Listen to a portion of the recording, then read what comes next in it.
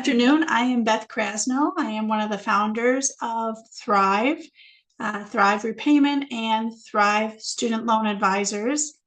And with me today is Aaron Longino. He'll introduce himself when he comes on. There's a lot going on with federal student loans, as the size of this webinar is a good indicator. A lot of changes this week, which Aaron is going to cover. And I am going to keep an eye on the chat box. So if you have a question, throw it in the chat box. We'll try to get to as many as we can. And let's get started. So Aaron, take it away. Hello, everyone. Excuse me, as she mentioned, I'm Aaron with Thrive Student Loan Advisors. So today we're going to try to keep it relevant to what's been going on in the news today. We'll speak about income-driven repayment plans and the changes that's been happening, how it affects student loan forgiveness. We'll speak about May 5th and what that means to federal borrowers. And we'll speak about, in general, the landscape of student loan forgiveness today and the changes thereof.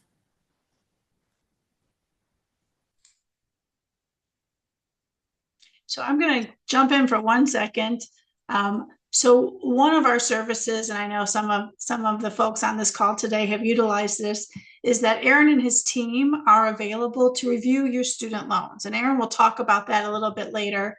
But we have put on almost every slide a QR code so that you can scan it. It will take you right to the advisor link and you'll set up a time to chat. And I know right now calendars are booking fast. So if you would like to talk to one of the advisors, simply click that, get on, and I know we're a couple weeks out, but get on an appointment as soon as you can. There's no cost for the appointment. Aaron will explain what happens to the appointment, but that's what you'll see, the QR code on each slide.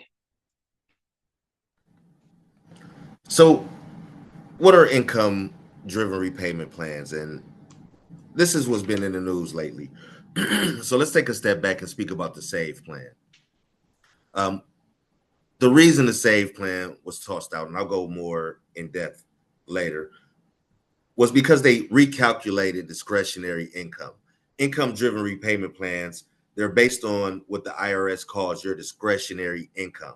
They take what you make in a year, your adjusted gross income plus your family size, the difference between that, and it was 150% of the poverty line. SAVE changed that and raised it to 225%. And they made it 5% of discretionary income as opposed to the normal between 10 and 15%. Student loan forgiveness or income-driven repayment plans are what the Department of Education calls qualified plans. Any forgiveness program most forgiveness programs requires that you're in a qualified plan. As long as you make your requisite number of payments in that qualified plan or income-driven repayment plan, at the end of that repayment period, whether it's 120 qualified payments, 240 qualified payments, or 300 qualified payments, at the end of that repayment period, everything that's left will be forgiven. They use words like forgiven, frankly, because our government doesn't communicate very well. What really happens is the Treasury sends the Department of Education a check in your name and pays your loans off. As long as you repay your loans under an income-driven repayment plan that's based on your discretionary income, and as long as you recertify that plan every year, technically, income-driven repayment plans, they're only for 12 months at a time. They have to be recertified every year. So as long as you do those two things, at the end of your repayment period, everything that's left will be forgiven.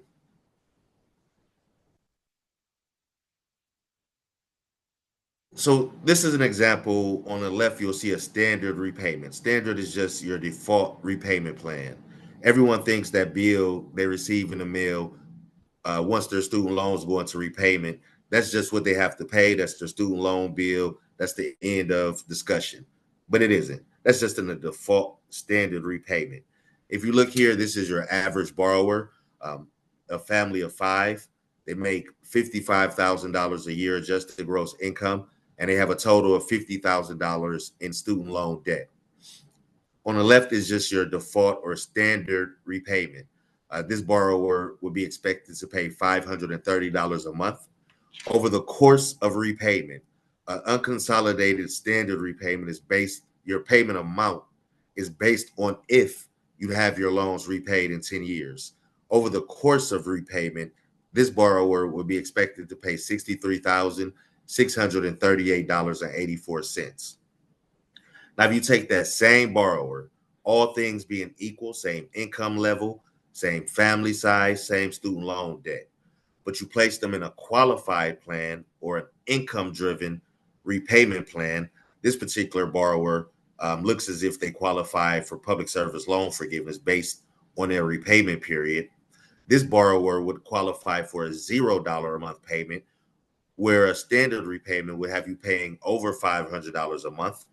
Over the course of repayment, all things being equal, with no more than a 5% cost of living increase annually, this borrower would expect to be on a $0 a month payment throughout repayment. And at the end of their repayment period, where the borrower in a standard repayment would have been expected to pay over $63,000, that's exactly what this borrower would be expected to have forgiven. $63,638.84, federally tax-free. That's the difference in a qualified plan and a non-qualified plan. As I mute, a couple questions came in. I'll ask a couple in a row and you can answer, maybe they're all kind of part of the same. How do I know if my employer qualifies for public service loan forgiveness? And what type of repayment plan do I have to be in to qualify? I'll ask one more. To qualify for public service loan forgiveness, and how do I track payments towards public service loan forgiveness? So the simplest answer is, if you're unsure, have your loans reviewed. Myself or one of our advisors will be happy to review your loans and tell you exactly where you stand for public service loan forgiveness. It's a pretty safe bet that if your employer is a 501c3 and you're in a qualified position, you'll qualify. Is an even safer bet that if you work for the government at least 30 hours a week on average, then you'll qualify for public service loan forgiveness. But have your loans reviewed. We'll be able to look up your employer and tell you more specifically. As far as how do you keep track of your payments, if you cannot see your qualified time, it does not exist.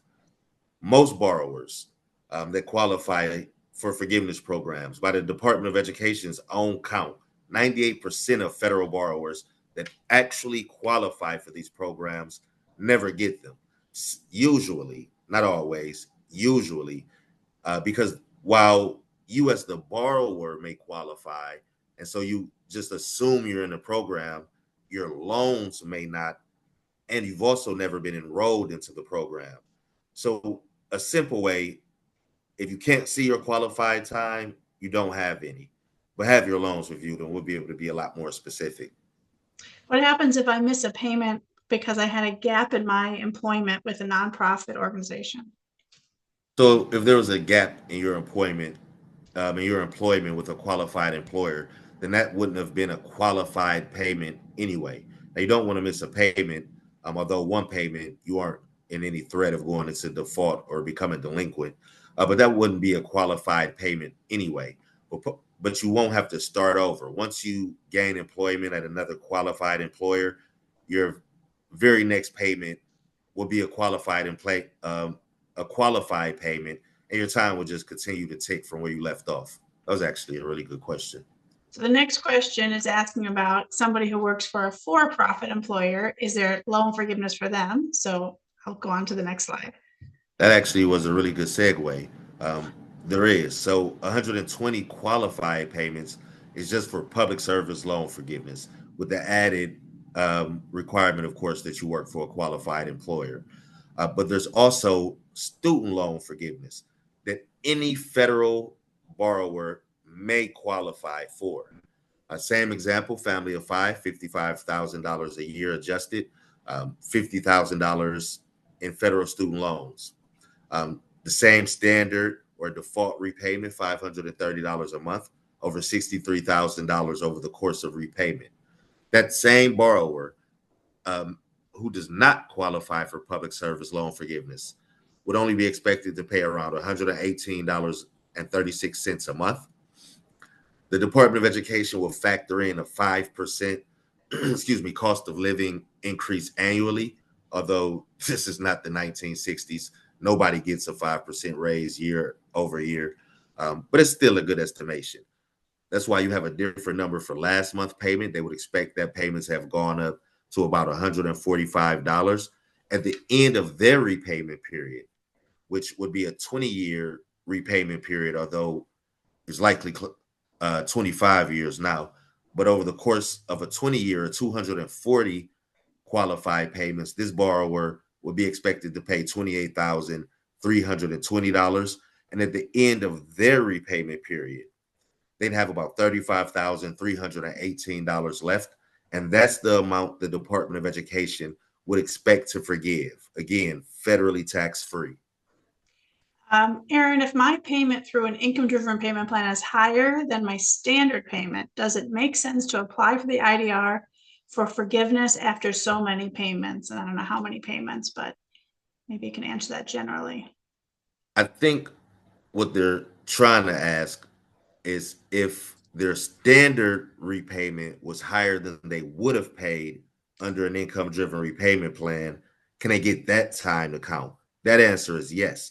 But if your question really was, if your payment under an income-driven repayment plan is higher than a standard, what's the benefit?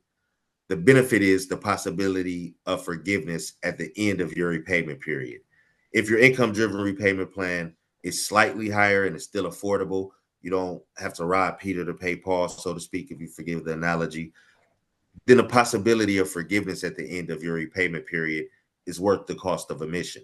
Now, if your payment under an income-driven repayment plan is wholly unaffordable, then the obvious choice would be the affordable payment. There's just no hope of forgiveness at the end of your repayment period. It isn't likely. Maybe if you qualify for public service loan forgiveness, you can do a TEPSLF, but we'll speak about that later.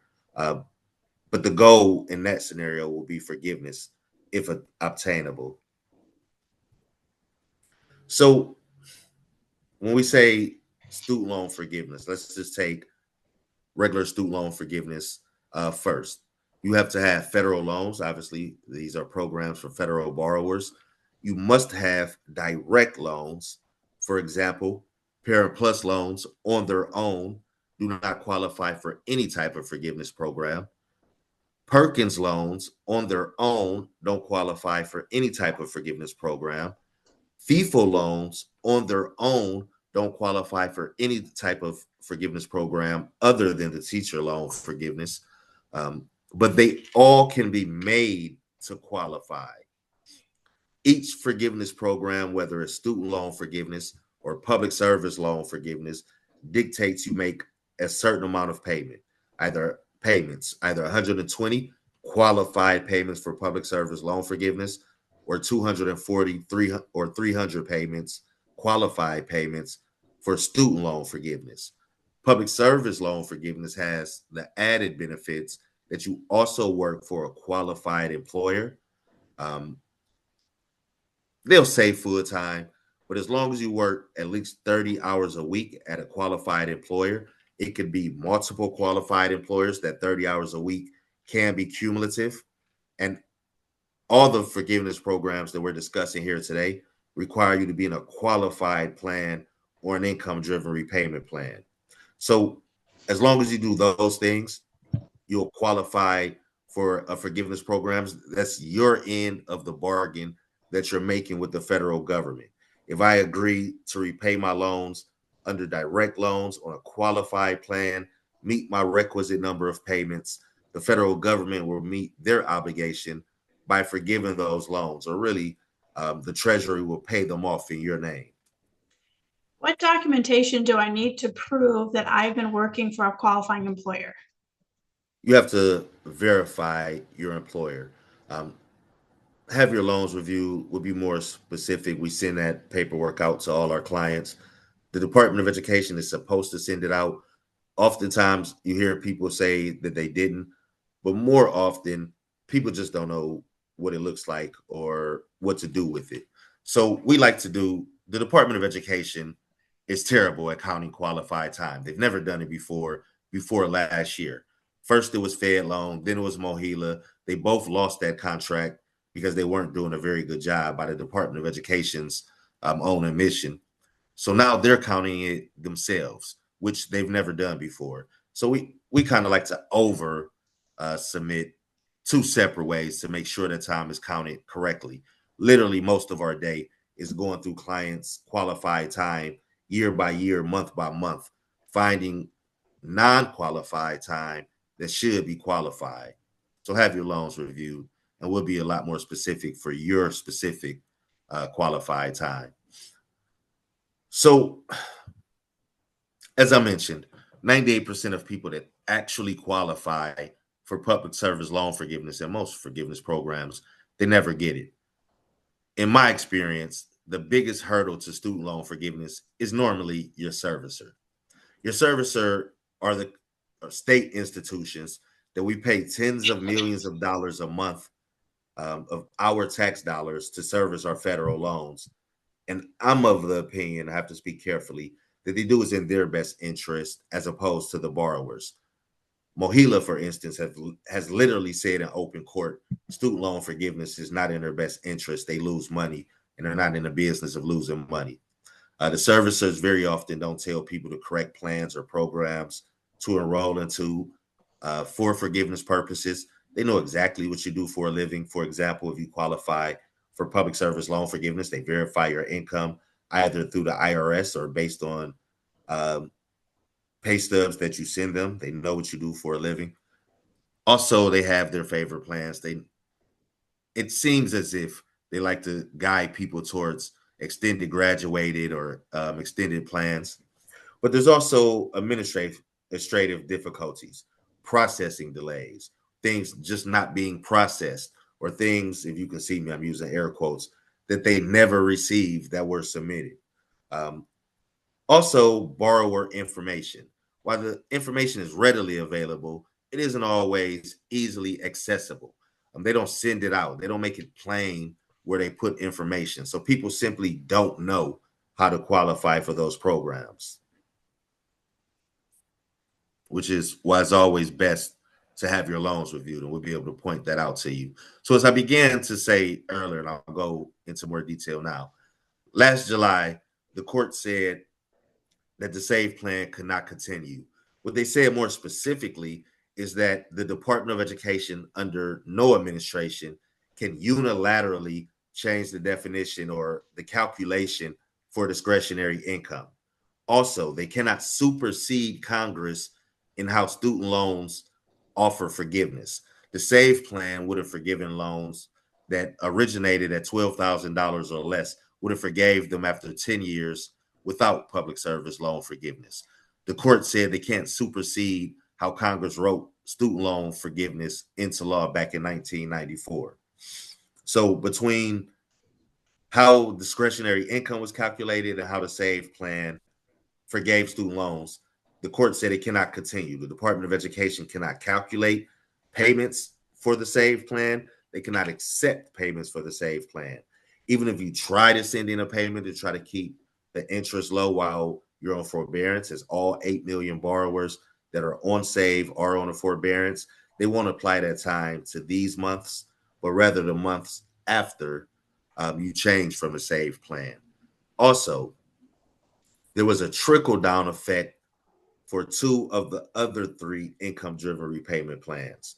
The courts, in a reiteration of their original decision, where the Department of Education cannot supersede Congress in how loans are forgiven, it had an effect on two of the other three plans. They can no longer offer student loan forgiveness without public service loan forgiveness. On their own, they can't offer student loan forgiveness. So there's only one qualified plan for those who do not qualify for public service loan forgiveness. If you think this applies to you and you want to see about that plan, everyone won't qualify for it. It's better to have your loans reviewed and we'll be able to see whether or not you qualify. Well, you hit a hot button because the questions have come rolling in, so I'm going to grab 4 of them. Um, so what happens to my accrued interest where save has been eliminated while I'm still repaying? It'll be added to your principal eventually, depending on the plan that you enroll in next. Some plans will stop interest from capitalizing, meaning taking the interest and dumping into your principal. Barring no plan, just sitting in a forbearance, your interest will capitalize. So there was a bit of a discrepancy. Under the last administration, when this forbearance first began, letters were sent out saying that it would be at 0% interest. As the administrations changed and the philosophy of the Department of Education changed, their new guidelines suggest that only the first 60 days of that forbearance would be at 60, or excuse me, would be at 0% interest and count towards the forgiveness of your loans. It's expected that forgiveness or interest will be added retroactively at some point. I've seen some of my clients, interest has began to accrue already. Some have not, but it is expected to and to be added retroactively. If nothing is done or the right plans aren't enrolled into, it'll capitalize, meaning it'll be dumped into your principal. Then you'll be paying interest on top of interest. My application for save after my consolidation didn't go through because of the administrative change. It was automatically put in a deferral or forbearance. How do I get back into a plan with public service qualifying payments? Have your loans reviewed. I don't know how you could have done an application for SAVE after the administration change. Maybe you mean after the court decision, but the SAVE plan isn't able to continue. You won't be able to enroll into it. You won't be able to make a payment from it. No forgiveness can be awarded to anyone that's under the SAVE plan. Have your loans reviewed would be a little more specific. But what we've been doing since July 19th of 2024 is change our clients. We've been switching them out of the save plan essentially. Now, if it's affordable, if another income driven repayment plan, it's affordable, then you're just wasting qualified time. Our clients who have 12 payments left or or less before their loans are forgiven, we're switching them out of the save plan. And if economically feasible, having them make the remaining payments all at once so that we can apply for the forgiveness of their loans. If you can afford another qualified plan, then you've just wasted a year worth of qualified time. My employer makes automatic payments through the Thrive repayment program, but my loan was in forbearance because Save was discontinued and no payments were due. Will those payments be qualified payments? No, and not likely. Two things. A, they're not going to apply those payments until after you move out of the save plan. So it's very likely um, that they haven't been applied to anything, excuse me. Also, you do not want the Thrive benefit to send in more than your monthly payment. With income driven repayment plans, you can prepay, but you cannot overpay. So make sure you have it set up that it's only sending your monthly payments. But more importantly, or equally as important, you need to switch out of the save plan. Have your loans reviewed, will be more specific to what plan you should go into with your loans and your loan type, but you're wasting qualified time. And those Thrive payments are not even able to be posted to your account. All right, last save question. I'm sure this is safe. Is it worth doing an extended graduate plan if you know you'll be able to double up on the payments you're making monthly? Once you finish your personal loans, does this plan fall under the group that is forgiven after a certain amount of payments? To answer the last part first, no, an extended graduated plan is not a qualified plan. Now, whether or not it's a good idea to do that is a very specific question. Have your loans reviewed and we can have the conversation. But it would depend on what your goals are for your loans. This is one of the questions we ask when we review loans. What are your goals for your loans? If your goal is to pay the least over the course of repayment, then forgiveness is the answer. If your goal is to pay your loans off as quickly as possible, then that may not be a bad strategy, although it's likely a standard repayment will be a better plan than extended graduate. but have your loans reviewed. That's kind of a question that can only be answered as a as it relates to your loan specifically. So everyone wants to know about May 5th. What is May 5th? They're getting all these notices, they're hearing things in the news, they're reading things. What is May 5th? So there were around 10 million borrowers whose loans were in default as of March of 2020, when student loans went into non-payment due to COVID-19. The CARES Act was passed by Congress and signed into law by the President of the United States. It put all federal student loans in a forbearance that subsequently ended up counting towards your forgiveness program. Since then, there's been an off-ramp period since student loans went back into repayment November of 2024. That off-ramp period is over. Anyone whose loans were in default prior to March of 2020 are back into default. Your loans are being moved away from the Department of Education to a collection company. Is that collection company you'll have to deal with? You lost your federal privileges as of May 5th. When we say federal privileges, what we mean is your ability to get federal student loans. If you're someone that receives an income tax return, the collection company that now holds your loans will take that income tax return. Usually they only apply between $5 and $50 to the interest of your student loans. Speaking of interest, they're now charging you 24% interest, 18% compounded every single day.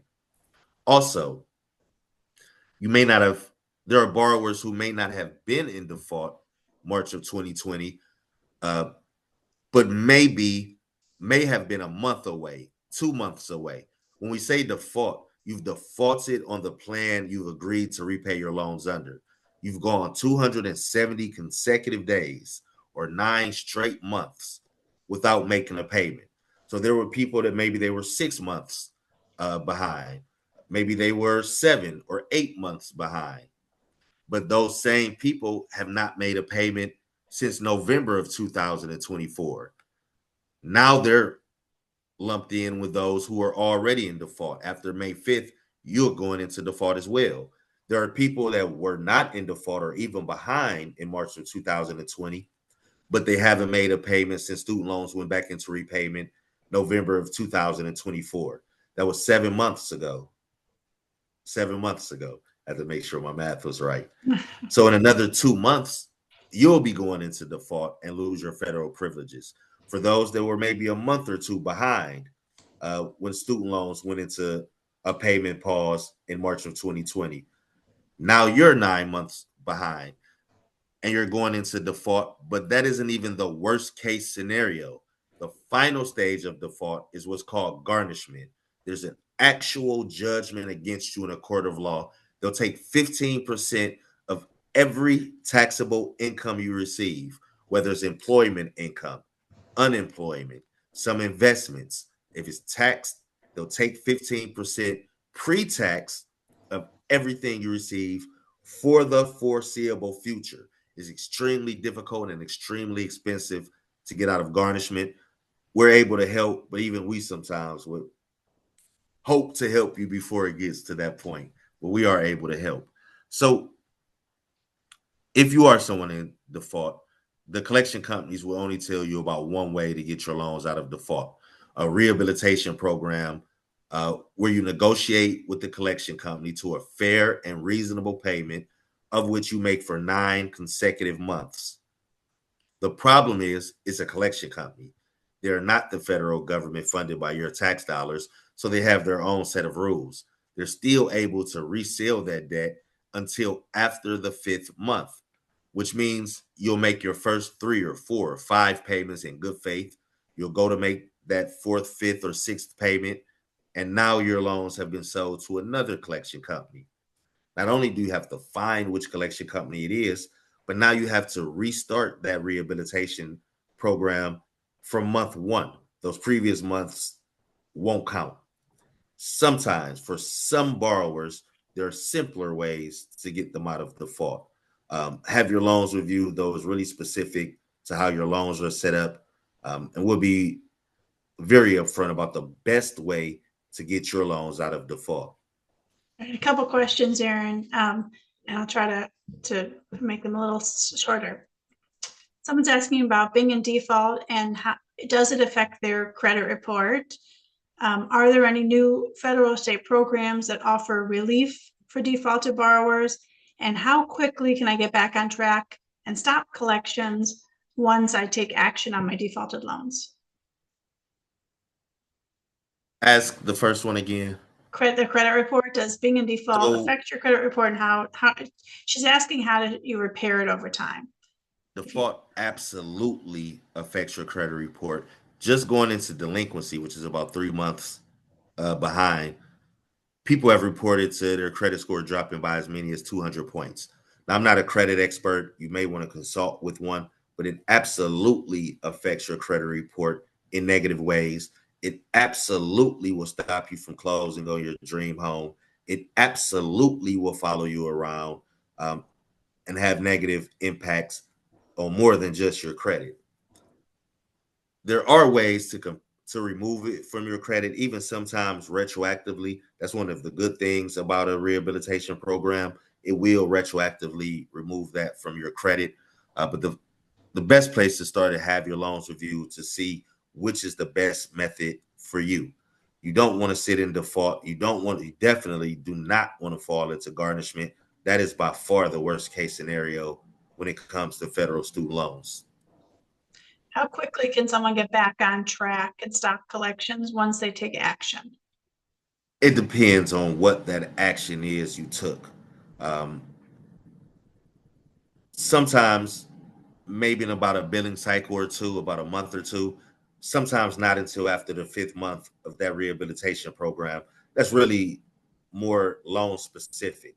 And as far as are there any new programs to help borrowers get back in good standing? There are not. There are less than there have been in the past, and I wouldn't expect there to be any more new programs to help federal borrowers get out of default or get their loans forgiven. There's supposed to be a new income-driven repayment plan. Congress is proposing one, rather they haven't voted on it. But we'll give more information as more information becomes available.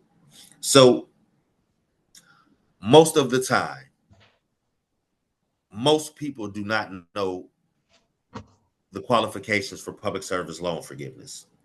Most people that apply for forgiveness are denied. 98% of people that have actually applied for forgiveness are denied it. What they don't know is there's a possibility under a temporary expanded public service loan forgiveness application. We touched on this briefly earlier. If somebody, let's say, we're in an unconsolidated standard repayment, their payments were more than they would have paid under a qualified plan. Once you reach the point where you would be at 120 qualified payment, there's a possibility of you essentially asking the Department of Education, look, I was paying more than I should have been paying. My servicer failed me and did not make sure I was in a qualified plan. Can this time be converted to qualified time? There are some instances where that is a possibility. It's more than a possibility. We literally do it every day to get people's loans forgiven. But it depends on how your loans were set up to begin with. Have your loans reviewed. We'll be very specific if we think, first of all, if you're close to 120 qualified payments or potential payments, or eligible payments, as the Department of Education calls them, and if a temporary extended public service loan forgiveness will be right for you. If I was denied public service loan forgiveness because of my repayment plan type, could I get any relief under this program? Likely so. That's exactly what this program is for. It would depend on what program that was, how your loans are set up, the years they were dispersed, things like that. Have your loans reviewed. Once we do so, we'll be very upfront about whether or not you're a candidate for a temporary extended public service loan forgiveness application. Now, the buyback program whether it's for public service loan forgiveness or student loan forgiveness. It's supposed to be a program where you can buy back periods of forbearance and economic hardship deferments that were not eligible to be converted through other means.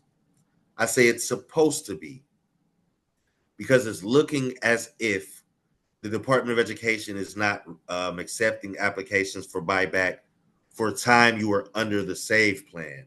What they've said in response to this, which really doesn't make much sense, is that the only time you can apply for a buyback while you were under SAVE were periods of administrative or processing forbearance where you were switching plans, which doesn't make sense because that time counts anyway for a 60-day period. They haven't outright said it or announced it or made it a policy, but it does not look as if they're accepting buyback applications for people under the SAVE plan. I've only ever heard any communication about an application after their loans were forgiven through other means. So as I mentioned earlier, what we've been doing is moving our clients away from the SAVE plan. It's a waste of qualified time if another qualified plan is affordable. If you can't afford another qualified plan and your hope is to ride out the SAVE forbearance, hoping something else will come that you may qualify for, maybe that isn't a bad idea. It may be a little short-sighted, but you can't afford what you can't afford. So it isn't a bad idea if it's an affordability issue, but it may be time to look at other options. So how are we able to help? What is it that we do? If you haven't noticed by now, I'm always going to begin with have your loans reviewed. Without reviewing your loans, we're just speculating, which myself and our advisors are trained not to do. We want to see how many loans you have, how much they are, who holds them, and the status that they're in now, and the status that they've been in throughout repayment. We'll tell you exactly what it is you may qualify for, how much you could be paying versus what you're paying now, how long the Department of Education expects you to be in repayment, and how much, if any, the Department of Education expects to forgive at the end of your repayment period. At that point, you're free to take the information that I've already given you and do these things yourself just for us to review your loans the first time. It doesn't cost you anything other than the time it takes to do so. Or you can hire us to do it for you. You can hire us to just enroll you into the plans and programs we discussed, or you can hire us to enroll you in the plans and programs we discussed, all of which have to be recertified every year. Or you can hire us to do your recertifications as well, and anything else federally student loan related. Our clients that have us for continued service beginning in August of 2024 began to receive communications to schedule an appointment so we can switch them out of the SAVE plan once word came down from the courts that it couldn't continue. Or you can just have your loans reviewed, take the information as presented, and do those things yourself. We'll be very upfront about what it is we think needs to be done. We'll be very upfront once we see what needs to be done, how much it would be for our services to do it for you. Anyone that would like their loans reviewed, there's a QR code on the screen. It's been on every slide. Feel free to call in. If you just are someone that has a general question, Beth has been nice enough to leave her email address there. Feel free to email Beth. Or if you want to have your loans reviewed, this is actually my Calendly link. It'll schedule an appointment directly on my calendar, and I'll be more than happy to review your loans myself. We just got a Q&A that I just signed up for an appointment, so that's good. All right, so two more questions, Aaron. Do my Parent Plus loans qualify for public service loan forgiveness? On their own, no, they do not. But they can be made to qualify. Okay. What is the fee for a loan review? There is no fee for a loan review. That is completely free. So there's no reason not to have a loan review. Aaron or one of his advisors will, really give you the ins and outs of everything you need to know, answer your questions. No fee for that. So please take us up on that. I know everybody is a little panicked right now based on all these questions coming in. Then I'm going to take one more. This is the last one. I've either been in forbearance or deferment for the last 13 years and never made payments on my loans because I can't afford it. Should I still have you review my loans? Yes, it's likely if it's an affordability issue, there's a plan for you. I wish I could have spoken to you last summer. I could have converted all that time.